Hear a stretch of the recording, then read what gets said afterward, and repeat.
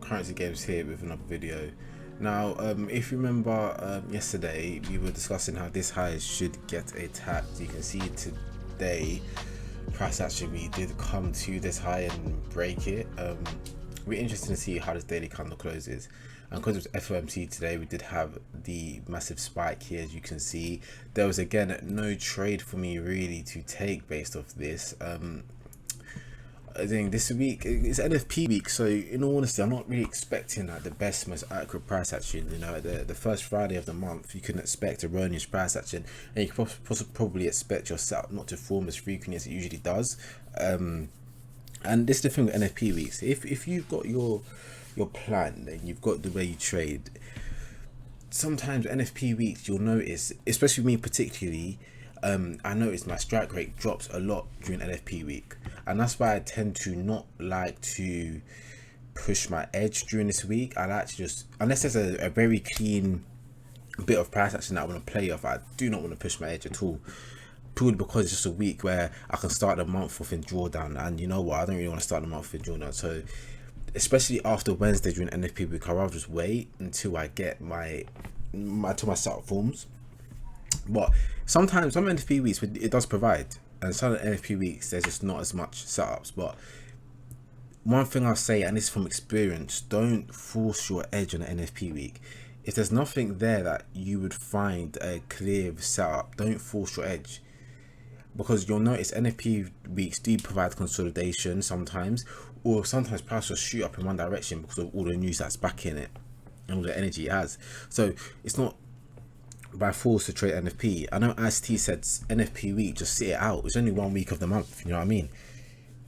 And because your strike rate's probably going to be lower, what's the point in risking it? You know, one thing ICT said was trading. One thing he said, yeah, a good trader knows when to not trade. And sometimes these weeks it's just a week where you just don't trade. You know what I mean? Just leave it out, relax, breathe. So yeah, in regards to EURGBP, nothing much for me to take on here. Again, probably tomorrow, unless something drastic happens. I'm probably not even going to trade tomorrow. Again, I'm not seeing anything much on the pair right now. Probably just going to wait till next week before I do anything drastic, before I have any bias for any positions. Euro USD, you can see you've hit this weak area here, and you can see, I want to see if this daily level here holds or we break through. And if we do break through this daily level, I want to see if this weekly level then holds, which will be quite interesting. So there's a few points here that we can look at taking getting a possible bias from, just depending on how the level here holds. But again, I'm not really too fast. I'm more going to be looking towards next week. The worst thing you can do, as I said, is force your edge. And you know, the way I like to see it is your edge is like a sword. The more you use your sword, the more you try and cut meat with your sword, whatever it is, the sword's going to get duller.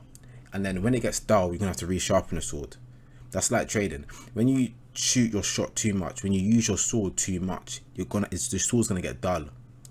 The aim of this game is to keep your sword as sharp as it can be for as long as it can be. That is consistency. When your sword gets dull and you start to take losses, hits in your account because your edge isn't sharp enough, that's when you have to sit back, sharpen the sword, back test, do whatever you need to do, and come back again with a sharp sword because your sword is now sharpened. And NFP week is a week where I've realized for myself personally, I've got a lot of back testing to do this. I've got a lot of live testing to prove this, that it just doesn't always provide the setups that are needed, and it'll just dull my sword for the rest of the month. I don't want to start off the month with a dull sword, and then whereas I could just hold myself, make sure my sword is sharp. The second week into the month, and boom, I'm back in action. Do you know what I mean? So that's this week for me, and that's my psychology in NFP weeks really. So this video is probably just going to be on my psychology for NFP weeks. It's going to be a short video, nothing much. On the weekend, I'm probably going to do obviously my weekly outlook got coming out, and probably just do a video regarding some sort of psychology tips as well. But I mean, yeah guys, we're almost at 110 subscribers. If you can hit that for me, that would be much appreciated. And yeah, good luck and good trading for the rest of the week.